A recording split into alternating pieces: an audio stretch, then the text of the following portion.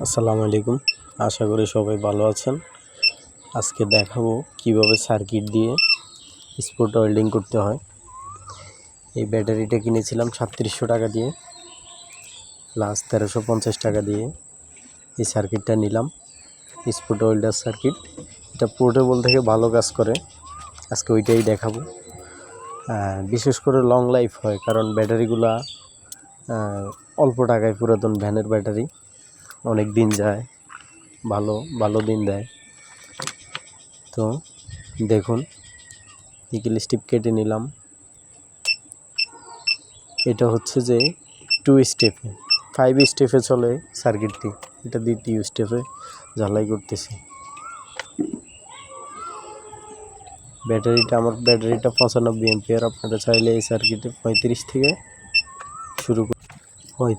শুরু করে উপরে যা দিতে পারেন। দেখুন 2 স্টেপে অত ভালো জ্বালাই হয় নাই, তবুও পোর্টেবলগুলো থেকে হাজার গুণে ভালো। এখন 5 স্টেপে দিলাম, জ্বালাই একদম নিখুঁতভাবে বসতেছে। এগুলো কোনো প্যাক তৈরি না, জাস্ট দেখানোর জন্য যে সার্কিট কীরকম কাজ করে। পোর্টেবল স্পট ওয়েল্ডার থেকে অনেক ভালো সার্কিট।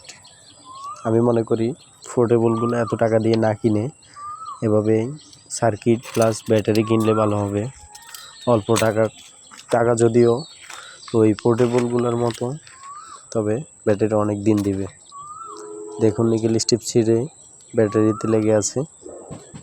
অনেক ভালো নিখুঁত জ্বালাই হয়েছে।